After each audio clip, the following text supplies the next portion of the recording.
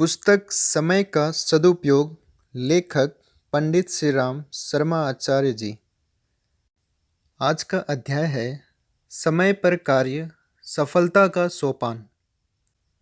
Abraham Lincoln जब प्रातःकाल टहलने जाते तो लोग अपनी घड़ियां मिला लेते थे कि समय क्या है।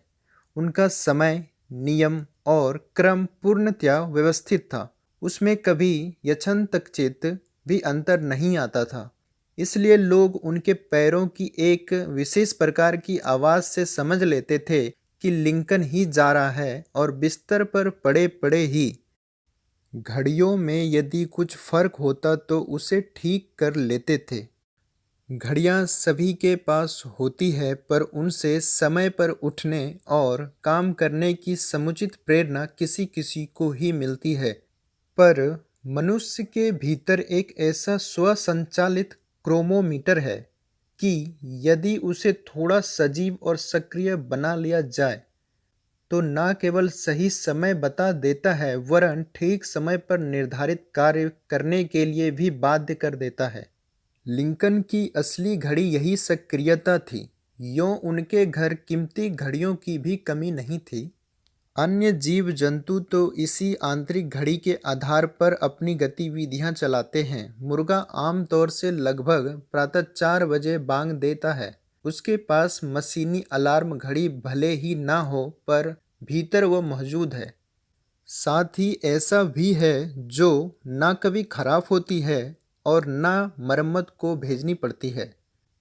मुर्गे का आंतरिक क्रोमोमीटर समय की जानकारी उसे करा देता है और बांग लगाने की ड्यूटी पूरी करने के लिए विवश कर देता है। पालतू तोते या कुत्ते को यदि कुछ दिनों नियत समय पर भोजन दिया जाता रहे तो वह उसके अभ्यस्त हो जाएंगे, और यदि किसी दिन उन्हें उस समय भोजन ना मिले तो अपनी मांग प्रस्तुत करते हुए चिल्लाने या उछल कूद करने में लग जाएंगे। घनघोर घटाएं छाई रहने पर भी पक्षी प्रातःकाल होते ही चहचहाने लगते हैं और सूर्य अस्त होने का समय आते ही अपने घोंसले में सोने के लिए चले जाते हैं। जंगलों में सियारों के चिल्लाने का एक नियत निर्धारित समय होता है। वे हर रात को उसी समय बोलते हैं। चिड़िया दाना चुगने उड़ जाती है, पर साथ ही उन्हें यह भी याद रहता है कि घोंसले के बच्चे को किस समय भोजन देना है। वे चोंच में मुलायम बीज या कीड़े लेकर ठीक उसी समय आहार की प्रतीक्षा करते हैं। समय से कुछ मिनट पहले तक वे घोंसलों में ऐसे ही पड़े सुस्ताते रहते हैं। दैनिक घड़ी ही नहीं, ऋतुओं और महीनों को स्थिति भी भीतरी अलार्म टाइम पीस निर्धारित उत्साह उत्पन्न करने और नियत काम पर लगने की प्रेरणा करती है। प्रातः सभी जीव जंतुओं के गर्भाधान काल निर्धारित है। मादाएं लगभग उन्हीं दिनों उत्तेजित होती हैं और एक जाति का प्रजनन काल लगभग एक ही काल में होता है। मछलियों से लेकर छोटे कीड़े मकोड़ों तक यही व्यवस्था चलती है। पशु पक्षियों में तो यह काल निर्धारित सा ही रहता है। उन पालतू पशुओं की बात अलग है जिन्हें उनके मालिकों ने अपनी प्रकृति के विपरीत कार्य करने के लिए बाध्य किया है। पक्षियों को घोंसले बनाने में, मकड़ी को जाला तानने में एक नियत अवधि पर संलग्न देखा जाता है। सैलानी पक्षी प्रायः वर्ष में एक समय ही अपनी दूरवर्ती यात्राएं आरंभ करते हैं और अभीष्ट अवधि पूरी होते ही इस तरह वापस लौटते हैं मानो किसी ने उनका प्रोग्राम कैलेंडर के आधार पर नियत निर्धारित करके रखा हो। मनुष्य शरीर और मन की भी यही स्थिति है। यदि उसकी क्रम व्यवस्था रोज रोज बदली बिगाड़ी ना जाती रहे तो एक नियत ढर्रा जम जाता है और वही अपने ढर्रे पर ठीक तरह चलता रहता है। भूख, प्यास, शौच, निद्रा, जागृति आदि की इच्छाएं प्रायः ठीक समय पर उठती है। इतना ही नहीं, भीतरी अवयव उसके लिए सावधानी के साथ अपनी तैयारी में जुट जाते हैं। खाने का समय होते ही मुंह के, पेट के, आंतों के, यकृत के रासायनिक स्राव अनायास ही स्रवित होने लगते हैं। अपनी ड्यूटी को यथा समय निभाने में वे सामर्थ्य भर व्यतिरेक नहीं होने देते। चाय, सिगरेट, पान आदि की तलब अपने समय पर ही उठा करती है। यदि हम दिनचर्या नियत निर्धारित कर लें और उस पर सावधानी के साथ चलते रहें तो देखा जाएगा कि शरीर ही नहीं मन भी उसके लिए पूरी तरह तैयार रहता है। पूजा, उपासना, साहित्य सृजन, व्यायाम आदि के लिए यदि समय निर्धारित हो तो देखा जाएगा कि सारा कार्य बड़ी सुंदरता और सफलतापूर्वक संपन्न होता चला जाता है। इसके विपरीत यदि आए दिन दिनचर्या में उलट-पुलट की जाती रहे तो अंतरंग की स्वचालित प्रक्रिया अस्त व्यस्त एवं अभ्यस्त हो जाएगी और हर कार्य शरीर से बलतापूर्वक ही कराया जा सकेगा और वह औंधा सीधा ही होगा। उसकी सर्वांग पूर्णता की संभावना आधी अधूरी ही रह जाएगी। इच्छा, श्रम और व्यवस्थापूर्वक हम कई कार्य करते हैं। यह बाह्य व्यवस्था कार्यों में जितनी सफलता उत्पन्न करती है उससे अधिक अंतरंग की स्वसंचालित कार्य पद्धति का योगदान होता है। यदि वस्तुतः हम किसी कार्य को अधिक सुंदर, सुव्यवस्थित और सफल देखना चाहते हैं तो नियत समय पर निर्धारित कार्यक्रम में संलग्न होने का प्रयत्न करना चाहिए ताकि वह व्यवस्था अभ्यास के रूप में परिणत हो सके। हमारे खाने और सोने का समय निर्धारित होना चाहिए। इसमें अव्यवस्था फैलते रहना अपने अच्छे भले स्वास्थ्य की जड़ें खोखली करने के समान है। यदि भोजन नियत समय पर नहीं किया जा सका तो उत्तम यही है कि उस पारी की नागा कर दी जाए और दूसरी पारी का समय जब आए तब कुछ खाया जाए। समय कुसमय खाने की अपेक्षा तो एक समय बिना खाए रह जाना अधिक श्रेयस्कर है। कई व्यक्ति बहुत रात गए घर लौटते हैं और एक दो पहर बिताकर तब कहीं खाना खाते हैं। इसमें व्यवस्था नहीं अव्यवस्था और प्रमाद ही मुख्य कारण होता है। यदि घर लौटना ना हो सका तो जहाँ कहीं भी भोजन का समय हो जाए वहीं भोजन का प्रबंध कर लेना चाहिए। इससे न केवल अपने स्वास्थ्य का वरन पत्नी तथा उन लोगों का भी आरोग्य नष्ट होने से बचाया जा सकता है जो देर से आने वाले के इंतजार में स्वयं भूखे बैठे रहते हैं। जीवधारियों की प्रवृत्ति में एक अत्यंत रहस्यमय और अत्यंत महत्वपूर्ण प्रक्रिया नियत समय पर निर्धारित कार्य करते रहने की है। जो उसे जानते एवं मानते हैं वे अपने शारीरिक मानसिक स्वास्थ्य पर बिना अनावश्यक दबाव डाले महत्वपूर्ण सफलताएं प्राप्त करते चले जाते हैं और सुखमय जीवन व्यतीत करते हैं। अगला अध्याय है समय संयम सफलता की कुंजी है। अनेक लोग ऐसे होते हैं जो वक्त का महत्व तो स्वीकार कर लेते हैं किंतु उसके पालन पर ध्यान नहीं देते। समय खराब करने पर भी वे कोई काम निर्धारित वक्त पर करना आवश्यक नहीं समझते। इस वक्त इस काम पर जुटे हुए हैं तो उस वक्त उस काम पर, दूसरे दिन उनका यह क्रम टूट जाता है और वे इस वक्त उस काम और उस वक्त इस काम को करने लग जाते हैं। इस प्रकार की अनियमितता बहुधा विद्यार्थी, अध्ययनशील तथा लिखा पढ़ी का काम करने वाले भी किया करते हैं। अशिक्षित अज्ञानी के जीवन में अव्यवस्था हो तो एक बात भी है, पर शिक्षा के प्रकाश में आगे बढ़ने वाले को अव्यवस्थित होना वस्तुतः खेदजनक है। अनियमित विद्यार्थी कभी प्रभात में गणित करते हैं तो कभी अंग्रेजी पढ़ते हैं। इसी प्रकार अंग्रेजी व हिंदी विषय कभी प्रातः व सायं के वक्त घेर कर गणित को दोपहर के लिए रख देते हैं। कभी भूगोल के समय इतिहास और इतिहास के समय में नागरिक शास्त्र लेकर बैठ जाते हैं। इसके अतिरिक्त उनके लेखन एवं पठन का समय तो परस्पर बदलता ही रहता है। पढ़ने तथा खेलने व मनोरंजन के समय भी बदलते रहते हैं। इस प्रकार वे पढ़ने लिखने खेलने कूदने में समय तो देते हैं किंतु उनके समय में ना कोई क्रम होता है और ना नियमितता। कभी कभी उनका यह समय घटता बढ़ता भी रहता है। जिस दिन गणित में अधिक मन लग गया तो अंग्रेजी का समय भी उसे दे दिया। कभी रुचि की अधिकता से इंग्लिश गणित का समय ले जाती है। इस प्रकार वे अपना अध्ययन कार्य करते रहते हैं। अक्षांतु किसी निश्चित समय सारणी के अनुसार विषयों में गति, योग्यता एवं आवश्यकता के अनुसार ही समय देकर बनाई गई समय सारणी का पालन करने वाले विद्यार्थी अनियमित विद्यार्थियों से कहीं अधिक श्रम एवं समय के सदुपयोग का लाभ उठाते हैं। इसी प्रकार बहुत से अध्ययनशील व्यक्ति अपना समय तो खराब नहीं करते, किंतु उनका अध्ययन क्रम निश्चित एवं निर्धारित नहीं होता है। वे कभी किसी एक विषय के ग्रंथ को पढ़ते और पूरा किए बिना ही दूसरा शुरू कर देते हैं। कभी कभी एक ग्रंथ को कल के लिए अधूरा छोड़कर उसके लिए निश्चित समय पर दूसरा ग्रंथ प्रारंभ कर देते हैं। बहुधा यह भी देखने में आता है कि अनियमित अध्ययनशील पुस्तकों के समय में समाचार पत्र और समाचार पत्रों के समय में साहित्य पत्रिकाएं पढ़ रहे हैं। इसमें संदेह नहीं कि वे अपना समय बिना पढ़े व्यय नहीं करते, किंतु उस कार्य में क्रम को स्थान नहीं देते। इस कमी के कारण अध्ययन से जितना लाभ होना चाहिए उतना नहीं हो पाता। कार्यालयों में लिखा पढ़ी का काम करने वाले अनेक परिश्रमी बाबू लोग अपनी इस असामयिकता के कारण अच्छे कर्मचारियों की सूची में नहीं आ पाते।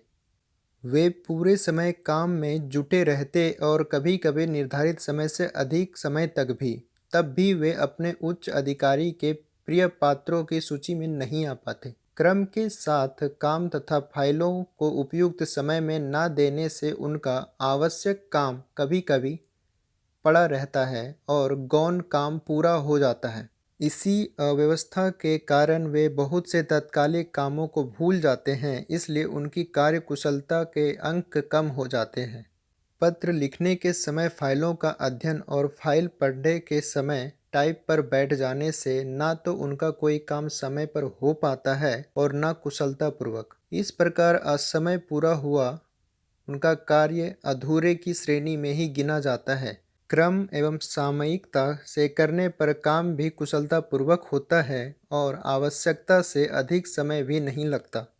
इस प्रकार के अव्यवस्थित कार्यकर्ता समय की पाबंदी को एक बंधन मानते हैं। उनकी आक्रमिक बुद्धि का तर्क होता है कि समय के साथ अपने को अथवा अपने कामों को बांध देने से मनुष्य उसका इतना अभ्यस्त हो जाता है कि यदि कभी संयोग, व्यवस्था अथवा परिस्थितिवश उसे व्यवधान स्वीकार करना पड़ता है तो बड़ी परेशानी उठानी पड़ती है।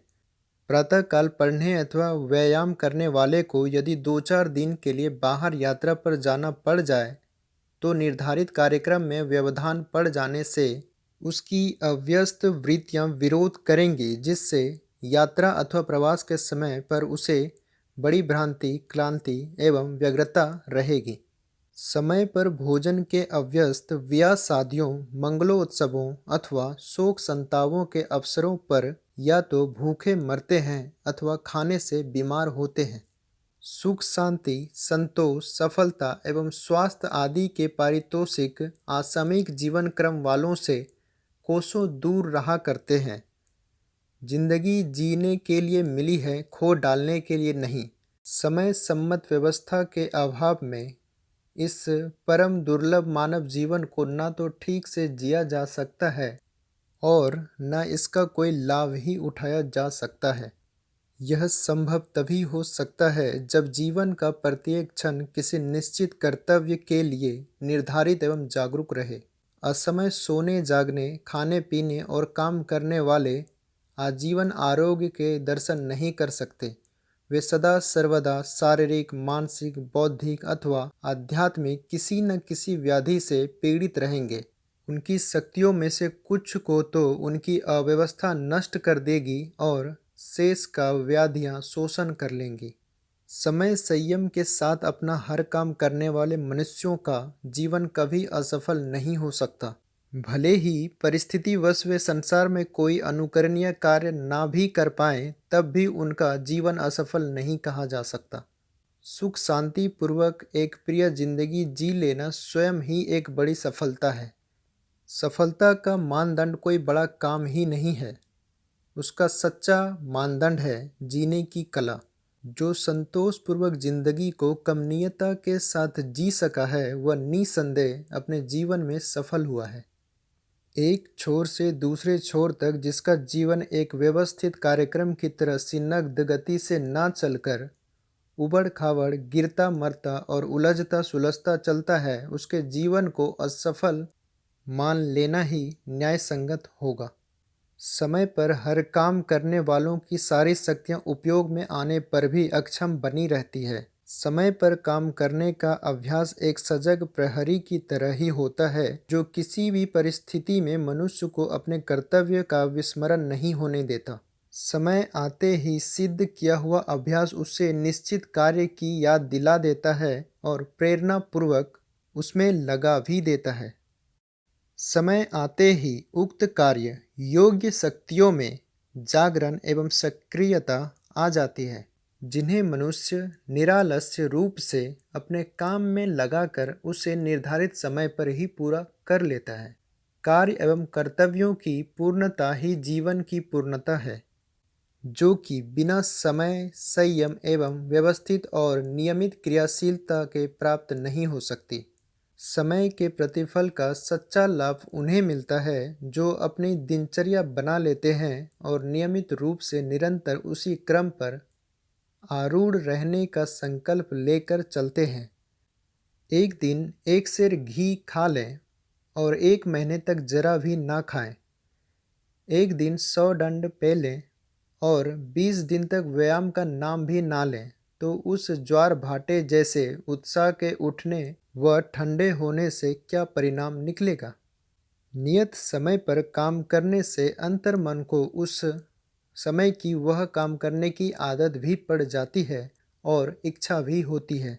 चाय, सिगरेट आदि नशे जो लोग नियमित रूप से पीते हैं, उन्हें नियत समय पर उसकी तलब उठती है और ना मिलने पर बेचैनी होती है।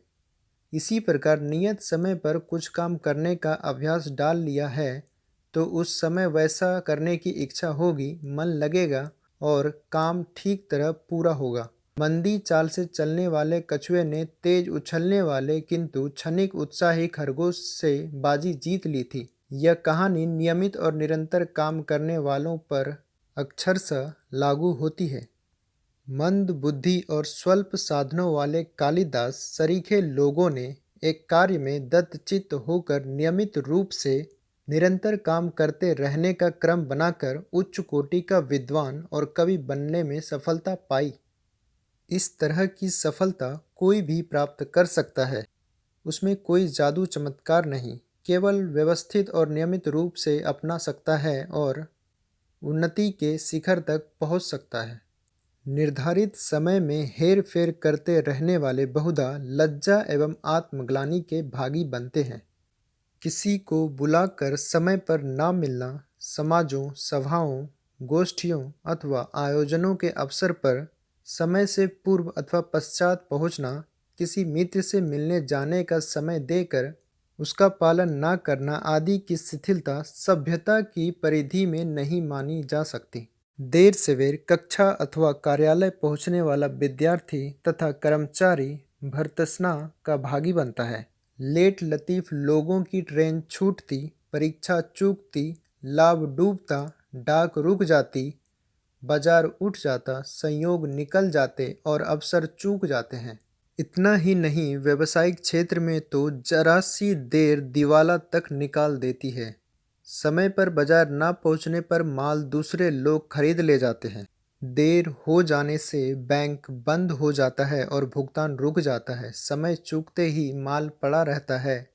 असामयिक लेन देन तथा खरीद फरोख्त किसी भी व्यवसायी को पनपने नहीं देते। समय का पालन मानव जीवन का सबसे महत्वपूर्ण संयम है। समय पर काम करने वालों के शरीर चुस्त, मन निरोग तथा इंद्रियां तेजस्वी बनी रहती है। निर्धारण के विपरीत काम करने से मन, बुद्धि तथा शरीर काम तो करते हैं किंतु अनुत्साहपूर्वक। इससे कार्य में दक्षता तो नहीं ही आती है, साथ ही शक्तियों का भी क्षय होता है। किसी काम को करने के ठीक समय पर शरीर उसी काम के योग्य यंत्र जैसे बन जाता है। ऐसे समय में यदि उससे दूसरा काम करा लिया जाता है तो वह काम लकड़ी काटने वाली मशीन से कपड़े काटने जैसा ही होगा। क्रम एवं समय से ना काम करने वालों का शरीर यंत्र अस्त व्यस्त प्रयोग के कारण शीघ्र ही निर्बल हो जाता है और कुछ ही समय में वह किसी कार्य के योग्य नहीं रहता। समय, संयम, सफलता की निश्चित कुंजी है, उसे प्राप्त करना प्रत्येक बुद्धिमान का मानवीय कर्तव्य है। पुस्तक समय का सदुपयोग यहीं पर समाप्त होता है। अगला पुस्तक है कठिनाइयों की कसौटी पर खरे उतरें, जिसका ऑडियो बुक इस चैनल पर अपलोड हो जाएगा।